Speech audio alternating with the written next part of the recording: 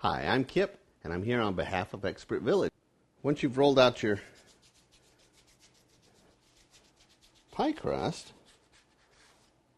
take a spatula and just kind of work it under because you don't want to tear it. And if it's stuck anywhere underneath on a non-commercial surface, it might be hard to get off. And so obviously I can't go all the way to the middle, but to move it to our pie pan, we're just going to flop this over anyway like a big burrito. So now we can get to the middle and we can roll it again. Let's make it much easier to transfer to our 8-inch pie pan. Then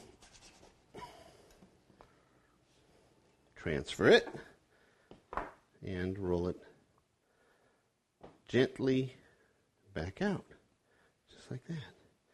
Now the really good part about making pie crust is pie crust tastes really good raw. And you always have little scrap pieces like this that you can eat. And so take advantage of that. Don't let your kids see you do that. My grandma used to say you'd get worms if you did that. So anyway, and there you go. Then you just trim it and decorate it, and then you're ready to put your pie filling in. To trim the edges, you can just take a regular paring knife and that just works really good. Just to go like that, and it just comes off just dandy.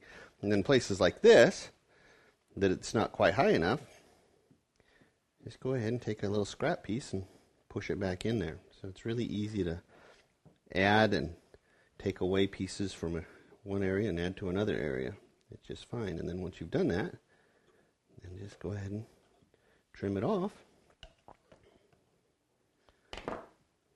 like such.